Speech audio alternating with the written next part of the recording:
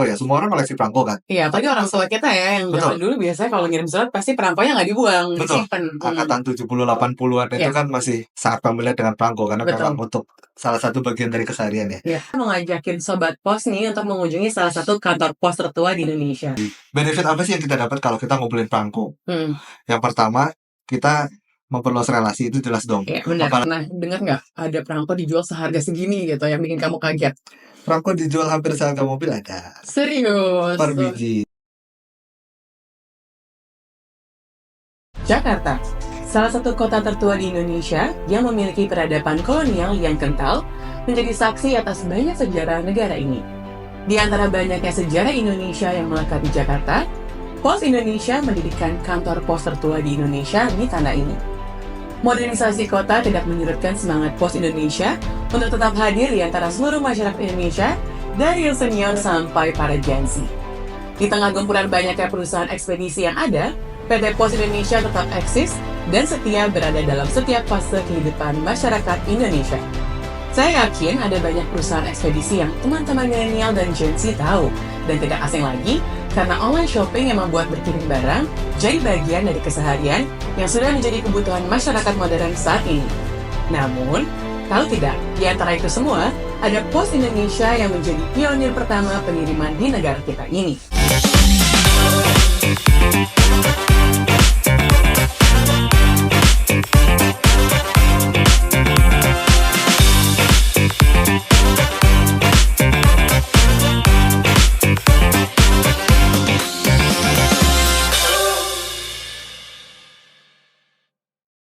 Hai Sobat Pos, selamat datang di Pos, yaitu Podcast Direktorat Pos Indonesia. Jangan lupa subscribe dan juga share video ini ke teman-teman kamu ya.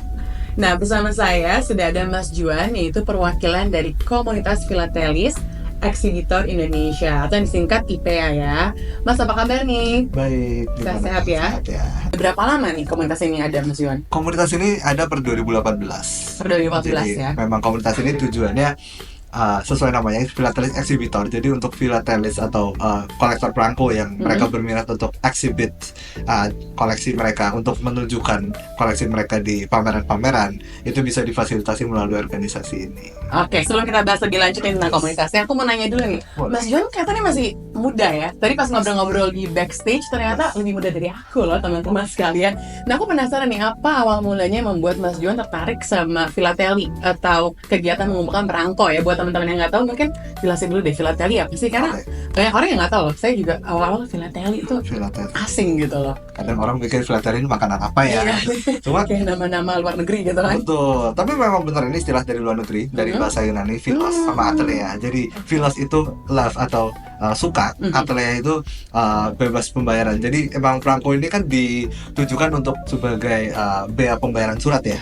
Jadi kalau kita biasa sekarang surat bayar cash, nah ini melalui perangko kan. Nah, jadi perangko-perangko ini dikoleksi dan di-curate sedemikian rupa, jadi menjadi satu koleksi tersendiri gitu loh. Oke. Nah, kalau ngomongin soal perangko nih, kan yang pastinya kalau misalkan orang dengar perangko tuh pasti identik dengan surat menyurat. Boleh kasih sedikit sejarah nggak sih tentang awal mula Pos di Indonesia? Karena pastinya kalau mendalami perangko pasti tahu juga dong sejarah tentang Pos di Indonesia. Oh iya, jadi kantor pos pertama di Indonesia, terutama di Batavia ya dulu. Kan dulu Belanda masuk dari Batavia. Itu 26 Agustus 1746. Jadi bahkan sebelum adanya perangko pertama itu 1864. 1864 ya. Perangko pertama di Hindia Belanda. 1746 dulu lokasi, bahkan sekarang kantornya udah nggak ada. Jadi orang kadang suka refer, oh kantor pos Fatahillah itu kantor pos pertama, sebenarnya nggak juga. Oke. Memang lokasinya nggak jauh dari situ, tapi bukan gedung itu yang jadi kantor pos pertama. Sebenarnya ada yang benar-benar original. Ada, sekarang udah demolish, udah nggak berdiri gitu loh. Iya. Karena udah lama banget ya, pasti juga gedungnya kalaupun ada udah tua banget ya. Betul, mungkin seangkatan Museum Bahari yang sekarang kurang lebih gitu. Iya. Nah, kalau ngomongin soal pos nih, kan banyak ya anak muda yang sekarang tertariknya yang tadi aku bilang di awal online. Betul. Nah, apa sih yang membuat kamu nih suka sama dunia filateli? Apa ya sejarahnya? Apakah ada yang memperkenalkan misalkan orang tua waktu kecil nunjukin koleksinya atau gimana nih? Jadi dulu waktu SD orang tua cerita bahwa oh dulu mama ngumpulin perangko loh. Oh, jadi awalnya mama nih yang Betul. koleksi. Oke. Dulu kan memang lagi gandrung-gandrungnya, lagi Iya, iya. musim-musimnya koleksi perangko ya. Semua orang koleksi perangko kan. Iya, apalagi orang tua kita ya yang Betul. zaman dulu biasanya kalau ngirim surat pasti perangkonya nggak dibuang, Betul. disimpan. Angkatan 70-80-an itu Iya. kan masih sangat familiar dengan perangko karena Betul. memang untuk salah satu bagian dari keseharian ya. Iya. Nah, jadi orang tua dulu cerita bahwa ngumpulin dan setelah ditunjukin albumnya terus oh ini loh perangko, lama tertarik, apalagi mama misalnya pulang dari kantor nih ada surat dari kantor ada perangkonya buat kamu, dikumpulin sedikit terus sekitar tahun 2014 itu lagi ceritanya lagi scroll Facebook tiba-tiba nemu ada namanya komunitas post crossing. Oh, Post crossing oke. ini apa sih? Ternyata komunitas tukar menukar kartu pos. Iya. Nah, kartu pos ini kan juga dikirim dengan perangko ya. Nah, dari situlah makin akrab dengan perangko. Terlebih 2017, 2018 dan sekarang makin aktif berkirim sebenarnya waktu berapa tahun sebelumnya. Jadi makin familiar dengan perangko dan lama-lama penasaran. Ini kalau biasanya kalau komunitas post crossing, komunitas kartu pos itu mereka suka ada meet up, Ya. ada gathering. Kadang-kadang ini diselenggarakan bersamaan dengan pameran filateli. Jadi ada pameran ya itu sebenarnya. Kalau filateli ada pamerannya, ada guideline-nya tersendiri untuk desain pamerannya. Nah, ini yang coba di encourage sama organisasi tadi yang gue sebut di awal ya. Nah, jadi dari pameran ini lama-lama ini apa ya kok panel-panel, frame dan sebagainya. Ternyata oh ini loh pameran filateli. Lama-lama tertarik. Ini orang-orang bisa bikin gini, kenapa aku enggak? Akhirnya coba belajar bikin dan sebagainya. Dan nanti di bulan depan itu ada pameran filateli. Oke. Rencananya aku exhibit di situ juga. Wow, Ada keren itu. banget. Jadi ada koleksi perangko gitu ya. Betul, jadi dari pertamanya dikenal sama orang tua sampai sekarang nyusun sendiri. Oke, sebenarnya ini menarik banget loh Sobat Pos karena banyak banget yang kita bisa bahas soal perangko. Tapi sebenarnya selain perangko ada juga kartu pos ya. Betul. Nah, boleh jelasin nggak sih bedanya kartu pos dan perangko dan jenis-jenis kartu pos itu apa aja sih? Oke, jadi sebenarnya kalau kita ngirim surat kan biasa dimasukin dalam amplop ya. Betul. Terus kita kirim. Iya. Kalau kartu pos itu sifatnya lebih brief, lebih singkat karena dia memang satu piece kartu. Oke. Biasanya depannya ada gambarnya, belakangnya kita bisa tulis pesan. Oh, jadi kalau bahasa Inggrisnya postcard lah ya. Postcard. Oke, ya. Jadi ini lebih singkat dan otomatis sifatnya lebih terbuka ya, lebih nggak confidential, lebih nggak rahasia. Karena kalau surat kan kalau nggak dibuka kita nggak bisa baca suratnya dong. Iya. Nah, otomatis juga karena dia lebih singkat, lebih ringan, biaya pengirimannya pun lebih murah. Dan ini biasanya karena ada gambar-gambarnya tadi kan. Dulu kartu pos tuh belum bergambar loh. Jadi polos aja. Dulu tuh cuma sisi alamat dan sisi tulisan. Udah itu aja. Oke. Tapi karena perkembangan zaman, jadi biasanya ada gambarnya tuh macam-macam ya. Ada pemandangan, Macam-macam. Picture postcard itu dari zaman Belanda kita udah ada loh. Dan kita sebenarnya kalau mau koleksi bisa didapatkan di mana sih? Langsung di kantor posnya. Kalau kartu pos tuh beberapa kantor pos besar itu sedia kartu pos. Jadi kita harus datang langsung ya. Betul. Atau kita bisa ke toko buku. Beberapa toko buku mereka sedia kartu pos juga. Atau paling gampang sekarang kita beli online. Itu banyak ilustrator atau kreator-kreator yang mereka jual di marketplace produk-produk mereka dan itu bagus-bagus dan gak mahal juga. Oke. Nah, menarik nih ngebahas soal kartu pos. Kalau misalkan zaman sekarang kan ya seperti yang aku bilang tadi, orang biasanya identik dengan online ya. Betul. Beli barang aja online gitu kan. Terus kita juga ngirim surat online. Menurut kamu kartu pos masih relevan gak sih di era sekarang ini? Kartu pos sekarang masih ada peminatnya, masih ada komunitasnya bahkan ya, dari komunitas post crossing yang aku tadi sempat singgung. Jadi mereka memang goalnya adalah bertukar kartu pos. Mereka bahkan ada situsnya yang global di seluruh dunia, itu namanya post crossing. Jadi kita kirim dan terima dari orang yang random dari seluruh dunia. Jadi sebenarnya kalau kartu pos sekarang di Indonesia mungkin nggak terlalu familiar kan, tapi kalau di luar negeri itu masih relevan. Budaya mengirim itu masih ada, budaya penulis itu masih ada, dan kartu pos ini masih menjadi salah satu souvenir yang orang banyak suka gitu loh, karena real time dan unik. Ya, oke. Jadi kalau misalkan kartu pos tuh bisa dibilang juga ada segi sentimentalnya. Betul, karena betul. orang tuh bisa megang, itu tangible, bisa disimpan. Dan kalau misalkan nanti kita punya anak, nunjukin ke anak kita, punya cucu, nunjukin ke cucu. Jadi benar-benar memorable banget ya. Nah, kalau misalkan kartu pos kan berarti kan istilahnya itu untuk nulis suratnya. Nah, perangko tuh jadi fungsinya itu seperti apa sih maksudnya? Karena banyak juga anak-anak muda yang perangko tuh Perangko tuh fungsinya apa cuma ya? untuk dekorator aja di dalam surat atau gimana gitu. Kadang-kadang orang suka mislead antara perangko dengan meterai ya, karena bentuknya sama dan orang sekarang lebih familiar dengan meterai. Iya. Nah, kalau perangko sendiri dia pertama diciptakan, pertama invented itu sebagai bea surat. Ibaratnya kalau kita sekarang bayar paket, kita buy cash. Oke. Nah, ini misalnya tarif 30 sen zaman dulu ya. Nah, itu kita tempel perangko 30 sen sebagai bea, paid 30 Jadi sen. kayak alat bayar lah ya. Alat bayar itu uangnya pos. Ya. Perangko. Dan dulu mungkin cuma karena memang cuma buat alat bayar, paling cuma gambarnya nggak bervariasi banyak ya. Paling kita lihat meterai sekarang cuma apa sih, cuma nominal kan, atau bahkan dulu gambar kepala negara atau apa. Cuma sekarang seiring berjalannya waktu, ini kalau kita lihat di sini, perangko ini macamnya banyak sekali. Ada yang perangko ini sekarang bukan cuma sebagai alat bayar, tapi juga seiring fungsinya sebagai alat koleksi, juga sebagai duta bangsa. Perangko ini bukti legitimasi satu negara loh. Dalam artian adanya negara itu mereka menerbitkan perangko bahwa ini loh negara ini eksis, ada negara namanya Indonesia, dan di dalam perangko itu kita bisa masukkan value-value atau poin-poin yang tentang negara itu. Misalnya kita mau tanpa saja soal si Unyil atau pahlawan ciri khas dari negara itu lah ya. Fauna. Jadi itu fungsi perangko sebagai duta bangsa. That's good. Ya. Jadi merepresentasikan lah ya negara itu. Jadi makanya banyak orang yang kalau misalkan lagi traveling atau lagi liburan, mereka beli perangko karena mau ada kenang-kenangan dari negara itu gitu ya. Nggak selalu untuk dipakai kirim surat, tapi untuk koleksi pribadi juga bisa ya. Banget. Oke. Nah, ngomong soal perangko ini kan kalau dulu perangko sebagai alat bayar tarifnya rata ya. Jadi mau ke daerah manapun gitu sama. Nah, bedanya tarif perangko yang dulu sama sekarang tuh gimana, Mas Juan? Jadi gini Kak, aku kan sambil nyusun koleksi juga. Jadi kalau di pameran itu ada salah satu ibaratnya cabang olahraga namanya postal history. Itu kita mencoba mendalami tarif pos dari masa ke masa. Ini relate ke yang sekarang. Seru. Jadi dicari tahu dari masa misalkan tahun segini berapa, tahun segini.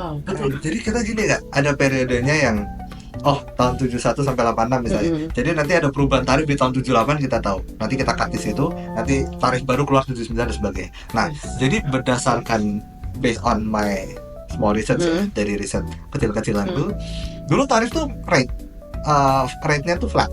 Iya, sama. Jadi misalnya dulu seluruh Indonesia 125. Nanti baru ada biaya ekspres, biaya pos udara dan sebagainya. Itu tapi flat seluruh Indonesia. Bahkan dari tahun 53 pun itu udah flat 15 sen dulu kartu pos. Tapi yang sekarang bikin bingung adalah per 2022. Tarif sebelum 2022 ini tarif 2013. Itu masih di flat rate 3.000 se-Indonesia. Tapi dia revise di 2022.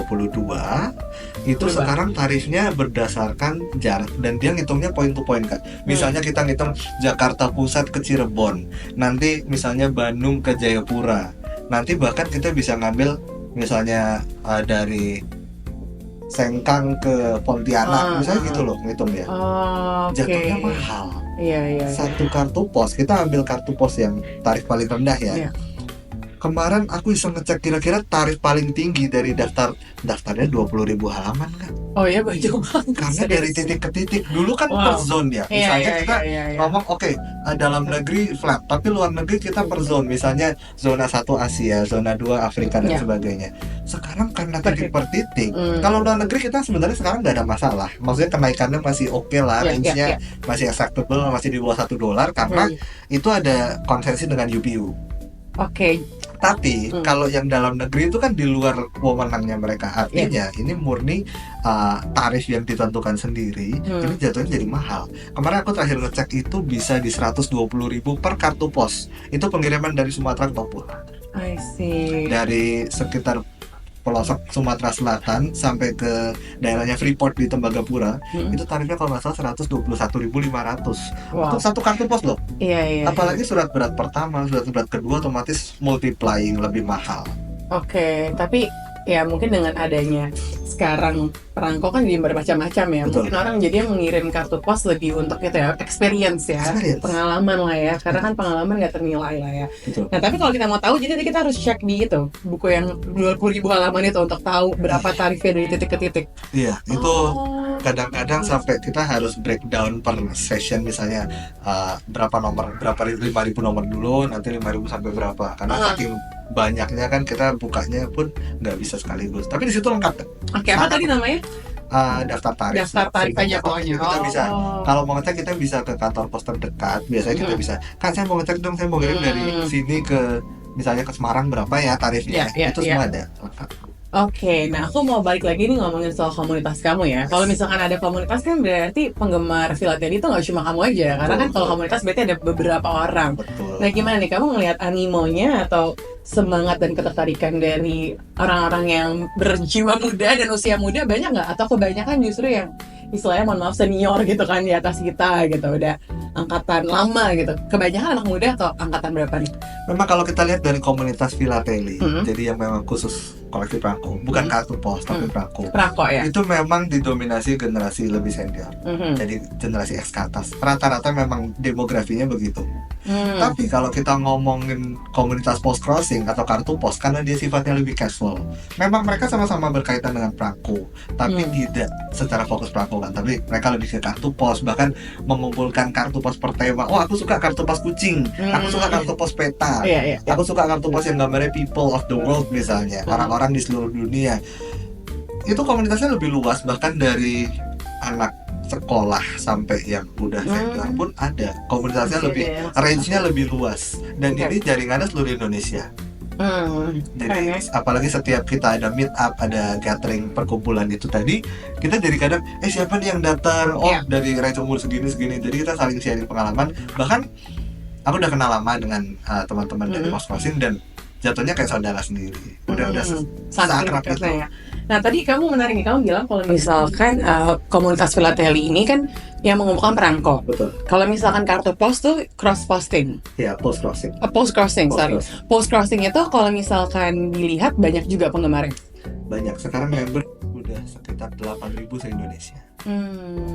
Jadi termasuk itu banyak banget ya. 8.000. Berarti bisa dibilang masih banyak dong yang mengirim surat gitu kan. Biasanya orang sekarang udah pakai handphone ya. Betul. SMS atau aplikasi lainnya gitu. SMS kayak nggak ada, itu zaman dulu banget ya. Pokoknya pakai aplikasi-aplikasi itu lah. Tahu lah pasti ya Sobat Pos. Nah, kalau misalkan dilihat dari anggota dari komunitas post crossing, berarti banyak dong yang masih ngirim-ngirim surat ya? Masih by experience. Jadi balik lagi kayak kata bilang tadi, memang kalau untuk secara fungsional misalnya bertukar kabar nggak efektif. Tapi kalau sebagai mempererat pertemanan atau sebagai media koleksi, ini masih jadi satu lahan yang bagus sebenarnya. Dan apalagi dari kalau kita lihat demografi, kalau penerbitan perangko, demografi end usernya itu kebanyakan ya dari generasi post crossing ini. End user paling banyak. Dan karena kan kalau misalnya kita kirim kartu pos, kadang kita bukan cuma kirim kan, bukan cuma aku punya kartu pos kucing, kirimnya lah ke Mbak ini. Tapi kadang kita milih perangkonya yang mana yang lucu. Itu seru loh, itu part of the experience, bagian dari pengalaman. Betul. Kadang-kadang kita penasaran, pengen kasih yang bagus Mbak ini. Oh, Mbak ini kan suka burung hantu, burung hantu. Jadi personal banget ya, sesuai dengan sentimennya ada. Iya benar. Jadi kita memang menunjukkan bahwa kita care sama mereka, gitu loh. Makanya itu jadi satu lahan silaturahmi yang bagus banget sebenarnya. Wow, jadi 8.000 ya, 8.000-an tuh banyak banget loh. Tapi walaupun 8.000-an angka udah cukup lumayan, tapi kita kan targetnya semoga bisa 10.000 sampai 20.000 ya. Semoga semakin banyak nih, khususnya anak-anak muda yang tertarik sama dunia pos. Boleh dong kamu kasih encouragement, kenapa mereka harus atau perlu gabung sama komunitas ini? Oke, mau kita dari IP atau dari post crossing, sama-sama berbau perangko kan. Aku mau highlight sedikit dari benefit apa sih yang kita dapat kalau kita ngumpulin perangko. Yang pertama, kita memperluas relasi, itu jelas dong.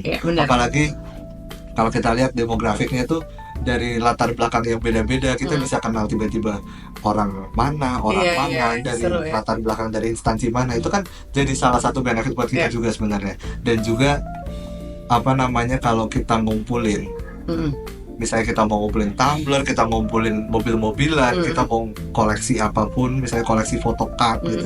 Kita kan punya goal kan, kita punya tujuan. Aku mau ngumpulin ini, aku mau ngumpulin segini. Apalagi perangko yang variasinya banyak, kita nggak mungkin mau kumpulin semua dong.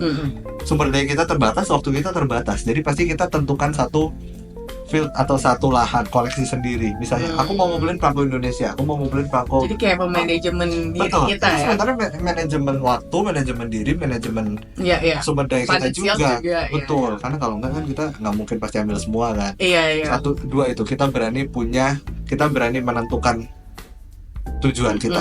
Kita berani punya goal tadi, dan kita belajar sabar karena kita nggak mungkin ambil semua kan. Kita pasti nggak mungkin langsung beli semua koleksi Satu-satu utuh. pastinya. Memang bisa untuk kita beli utuh langsung misalnya 20 koleksi atau apa. Tapi kan seninya bukan di situ. Betul, Seninya adalah kita ngumpulin per materi, kita ngumpulin ini loh ada ceritanya. Itu juga seru nyari-nyari. Oh dulu aku dikirimin dari Cina, aku dikirimin saudara dari Amerika atau sebagainya. Itu yang salah satu jadi poinnya di kegiatan koleksi ini gitu. Iya. Jadi ada story ya di balik perangko itu, nggak cuma sekedar beli perangko tapi ada value-nya gitu, ada nilai. Karena kita kalau Karena kita kalau nggak punya story-nya cepat bosan, jamin.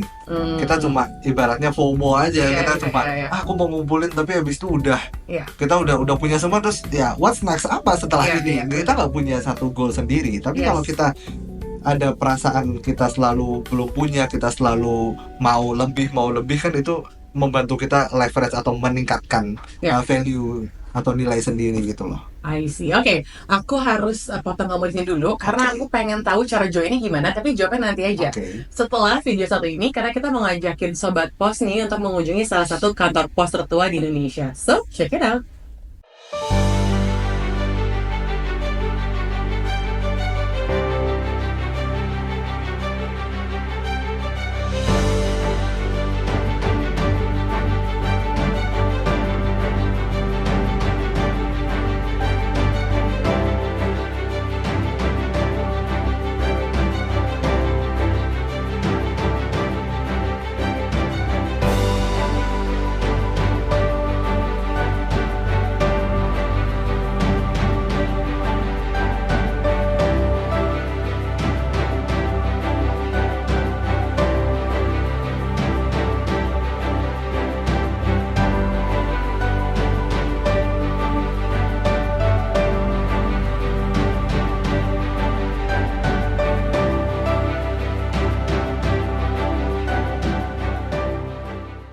Wow, gara-gara lihat video tadi jadi benar-benar kayak kagum banget ya. Banyak banget koleksi-koleksi yang udah vintage banget.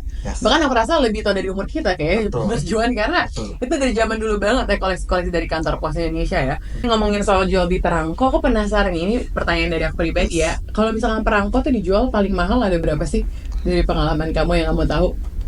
Kalau aku sendiri sih paling mahal beli nggak nyampe 1 juta sih per biji. Tapi kalau orang lain, kamu tahu nggak, ada yang pernah dengar nggak ada perangko dijual seharga segini gitu yang bikin kamu kaget?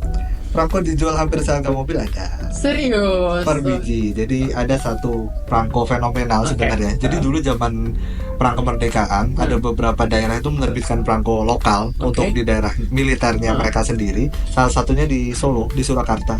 Jadi perangko, kalau kita di kalangan filatelis nyebut perangko Surakarta, langsung kita tahu perangko yang itu. Karena kemarin terakhir dijual itu per piece-nya itu di 80 juta. 80 juta? Karena tersisanya cuma 50 keping kan. Wah, jadi terbatas banget ya, sangat 50 langka loh. Sangat rare. Apa tuh yang bikin dia rare? Apakah bentuknya, gambarnya, apanya tuh? Masa berlakunya nggak panjang, dan juga karena dia cuma berlaku di daerah Surakarta dan sekitarnya, dan itu kan nggak lama, karena langsung digantikan sama, itu kan sekitar tahun 49. Begitu tahun 50 kan ada ada perangko resmi dari pemerintah Indonesia gitu. Jadi pemakaiannya nggak panjang, dan juga itu lembar yang tersisa itu sisa 50 keping. Dari sekian banyak tuh sisa 50 keping. Bahkan ada yang satu lembar isi 8. Itu aja udah potong 8, berarti sisa 42. Sisanya lagi kan terbagi di beberapa kolektor. Dan juga ada satu perangko. Jadi perangkonya ini perangko Hindia Belanda, dicetak tindih zaman pendudukan Jepang. Tapi cetak tindihnya ada yang berbeda, agak error. Jadi harusnya, kalau nggak salah tuh harusnya dia miring ke satu sisi, dia miring ke sisi lainnya. Horizontal vertikalnya gitu loh. Harusnya vertikal, dia horizontal.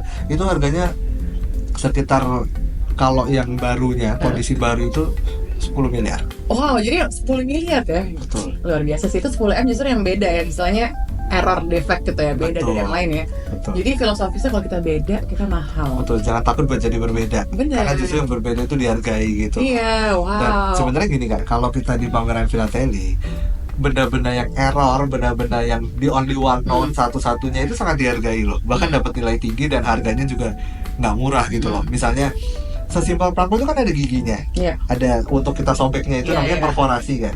perforasi. Perforasi itu ada ukurannya, misalnya dalam 2 mili atau dalam 2 senti itu ada berapa perforasi. Nah, jumlah yang berbeda, misalnya perforasinya biasa ada 15, dia ada 13 gigi, itu langka. Cuma beda giginya Wow, loh. detail banget ya, sangat Jadi detail. welcome to dunia Philately di mana perbedaan sekecil apapun itu sangat berpengaruh.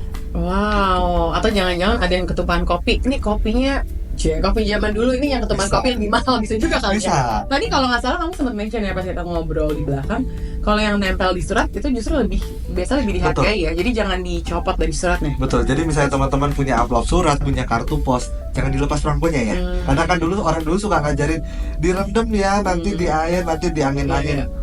Lebih baik dibiarkan dalam sampulnya atau di atas kartu posnya, karena justru itu yang bisa cerita kak. Iya. Karena kan di atas kartu pos itu begitu ditambal perangko itu dicap pos. Nah di cap pos itu kan ada kota mana, ada tanggal berapa, kita bisa cerita dari situ. Dikirim tanggal berapa, dari mana, tujuannya kemana. Itulah yang jadi deskripsi di Philately. Justru itu field of study atau lahan pembelajarannya itu kita dari situ. Menarik ya. Tapi nanti tiba-tiba rumahnya disamperin lagi kan ada alamatnya. Nah alamat kita bisa akalin. Ya, tapi intinya maksud aku yang menarik adalah justru kadang-kadang kita kira kan harus dicopot dulu, Iya. tapi di saat ditempel di suratnya itu Lebih bernilai. lebih valuable ya. Lebih Oke, yang terakhir nih, apa sih harapan dari komunitas Philatelist? Jadi kalau orang-orang yang ngumpul itu namanya Philatelist ya, Philately itu kegiatannya. Nah, Betul. apa harapan dari komunitas Philatelist, dan juga kasih tahu dong cara join komunitas ini gimana? Siapa tahu teman-teman yang nonton Pos hari ini pengen tahu nih. Nah, kasih tahu dong ke sahabat Pos. Oke, jadi kita punya harapan-harapan pasti supaya komunitas makin besar, makin bisa menjangkau banyak orang, dan kita selalu bermanfaat buat orang lain. Dalam artian apa yang kita kerjakan ini bisa mengedukasi orang, bisa mengajak orang. Ini kan sebenarnya kegiatan-kegiatan yang positif ya. Iya. Jadi melalui perangko ini kita bisa belajar banyak hal, banyak sekali. Dari kita belajar sesimpel belajar sejarah, kita belajar budaya. Untuk anak-anak usia sekolah ini sangat penting ya sebenarnya. Kita bisa belajar dari hal kecil. Ini apa sih? Tarian ini dari mana? Jujur aku sendiri banyak belajar dari perangko. Banyak tahu, ada tokoh ini nih siapa ya? Belajar dari perangko gitu loh. Bener. Di buku sekolah nggak ada. Dan juga soft skillnya balik lagi ke yang aku tadi sempat singgung ya, kita belajar sabar, kita berani untuk punya goal, kita berani berteman, kita berani kontak sama orang. Itu tuh hal-hal yang sebenarnya di sekolah kita nggak banyak diajarin loh. Banyak anak-anak sekarang yang nggak seberani itu untuk Dan ngobrol maunya sama instan, orang. ya? Betul, maunya instan. Sedangkan kalau di Philately kita belajar step by step, tahap per tahap. Proses ya. Proses itu yang lebih kita hargai. Betul. Bukan cuma hasil akhir dapat satu koleksi, tapi ini perjalanan kumpulin koleksi berapa lama? 5 tahun, 10 tahun. Banget ya maknanya. Bahkan ada yang 30 tahun. Wow. Itu bukan waktu yang sebentar. Iya, jadi benar-benar di sini kita belajar kayak seperti ngirim surat aja kan nggak langsung ya. Betul. Kayak ngirim sekarang, jam ini juga nyampe ada proses ya. Jadi lebih menghargai. Prosesnya. Pada saat nyampe juga kayak wah ini udah melalui banyak Betul. kota, mungkin melalui Betul. banyak jalan untuk bisa tiba di sini. Betul, dan ini sih Kak, kalau tadi kita di kartu pos juga sama kan, kita ngirim kartu pos snail mail tadi loh. Iya. Kalau istilahnya snail mail karena surat yang kayak gitu loh, lama, bukan cuma 1-2 hari tapi bisa 1 minggu. Iya. 1 minggu tuh cepet loh. Bisa Iya. 2-3 minggu bahkan. Tapi itu romantis loh, yang pacaran LDR mungkin Iya. yang nonton ini bisa coba kirim surat daripada kalau kirim email kan ya udah lah ya. Ya udah real time. Ya udah habis dibalas udah. Iya, Tapi iya, ini iya. kan ada sensasi nunggunya. Iya, Sama teman-teman dari pos crossing juga kalau lagi kirim kartu pos, kartu dari saya udah nyampe belum? Atau bahkan kita nggak bilang, tiba-tiba Iya. kayak aku kemarin dikirimin sama teman baikku dari dia lagi tugas ke Thailand. Tiba-tiba ada surat nyampe ke rumah. Hello, aku lagi di Konken. Surprise aja dia. Surprising. Oh ya ampun, dia ingat aku loh. Dia lagi Iya. 3.000 kilometer di luar sana masih ingat Keren aku. sih. Itu yang jadi satu nilai sentimennya sendiri. Nah, ini buat teman-teman kalau penasaran nih, aku pengen kirim kartu pos juga dong, ikut berkirim, pengen gabung sama teman-teman gimana? Kalau di Post Crossing itu gampang banget, websitenya tuh www.postcrossing.com. Nah, ini tinggal sign up aja, daftar username kita, terus kita masukin alamat surat, dan itu langkahnya sangat mudah buat diikutin. Dan dari by the time hari itu kita daftar, kita udah bisa langsung ngirim kartu pos untuk 5 orang random di seluruh dunia. Nanti kita akan terima 5 random juga loh. Jadi kita nggak tahu kita terima dari siapa, dari negara mana, itu kejutan buat kita. Nah, kalau IPEA, teman-teman yang penasaran, oh aku punya koleksi perangko, kira-kira mau disusun gimana yang bagus ya, aku pengen eksibisi, kan ibaratnya kita sebagai duta Indonesia juga Kak. Karena kan kalau kita pameran kita mewakili negara kan. Ibaratnya kita atletnya gitu loh. Aku pengen ikut pembinaan ini gimana? Itu bisa banget nanti kontak ke teman-teman dari IPEA. Banyak teman IPEA yang di Post Crossing juga. Itu kita belajar sama-sama buat nyusun. Aku pun masih belajar Kak. Jadi kita belajar sama-sama. Oh, bikin koleksi yang enak dilihat tuh gimana sih? Bikin koleksi yang berharga gimana? Koleksi berharga itu nggak harus mahal loh. Barang-barang yang nggak mahal, tapi kalau kita trade dengan bagus, itu bisa jadi satu koleksi yang bagus. Yang penting rapi gitu. Betul, ya, enaknya, rapi dan ada poin-poin yang kita perlu penuhi di situ. Itu justru menariknya di situ. Diajarin cara mengkategorisasikannya, misalkan berdasarkan harga atau berdasarkan zaman, berdasarkan waktu. Zaman tuh udah paling enak. Dari zaman nanti tarifnya berapa, atau aku mau perangko ini, detailnya gimana. Kita belajar buat detail loh. Kita buat memperhatikan detail. Jadi itu belajar ini juga ya, organize hal-hal, organize diri kita, organize hal-hal yang kita organize gitu loh. Kita kan mau organize diri kita buat, oh saya nggak boleh beli terus apa ya, kita udah beli tapi numpuk terus buat apa, kita udah beli, kita susun yang bagus. Dan juga kita barang-barang ini mau kita apain sih, tujuannya mau kemana, itu yang belajar kita set di organisasi di IPEA. Iya, seru banget ya. Jadi belajar banyak juga nih aku hari ini sebagai host podcast juga jadi tertarik sama. Jadi ada 2 tadi ya, ada IPEA dan juga ada Post Crossing. Nah, kalau yang mau gabung Post Crossing nih, aku ingetin lagi Sobat Pos bisa join dengan cara buka websitenya www.postcrossing.com. Nanti kita tampilin ya di layar kita. Oke, thank you banget Jo untuk waktunya. Mungkin yang terakhir banget nih, boleh nggak kasih encouragement buat teman-teman yang udah join? Mungkin kamu bilang thank you untuk teman-teman yang udah gabung sama IPEA atau Post Crossing, dan juga mungkin kasih sapaan aja, mungkin hello, thank you udah sama kita selama ini. Jadi teman-teman, thank you banget buat yang udah join selama sekian lama ini di Post Crossing. Kita udah senang-senang bareng, kita udah belajar bareng. Makasih banget. Dan teman-teman jangan lupa juga untuk follow Instagram kita ya, supaya kalian juga bisa tahu update-update terbaru dari kita. Meskipun kini sudah jarang diminati, Philately tetap memiliki tempat istimewa di hati para penggemarnya. Di tengah kemajuan teknologi dan digitalisasi, hobi ini mengajarkan kita tentang sejarah, seni, dan budaya melalui setiap perangko yang dikoleksi. Bagi para penghobi, Philately bukan sekadar mengumpulkan benda, melainkan menyimpan cerita dan kenangan dari berbagai belahan dunia. Setiap perangko yang mereka koleksi memiliki nilai sentimental dan historis yang tak ternilai. Jadi, jika kamu tertarik untuk memulai hobi baru atau mencari cara untuk lebih menghargai warisan budaya kita, mengapa tidak mencoba Philately? Siapa tahu kamu bisa menemukan keindahan dan kepuasan tersendiri dalam setiap lembar perangko yang kamu kumpulkan. Sekali lagi, terima kasih Sobat Pos, terima kasih juga Juan udah gabung di podcast hari ini. Semoga nanti next kita bisa ngobrol lagi ya. Soalnya banyak banget yang bisa ditanya sih. Kalau misalkan ditanya sekarang bisa 3 jam sendiri podcastnya. Makanya segini dulu teman-teman Sobat Pos. Jangan lupa untuk saksikan podcast dari Direktorat Pos, yaitu Pod Pos di episode selanjutnya. Dan saya Amy Motapea pamit undur diri. Bye-bye.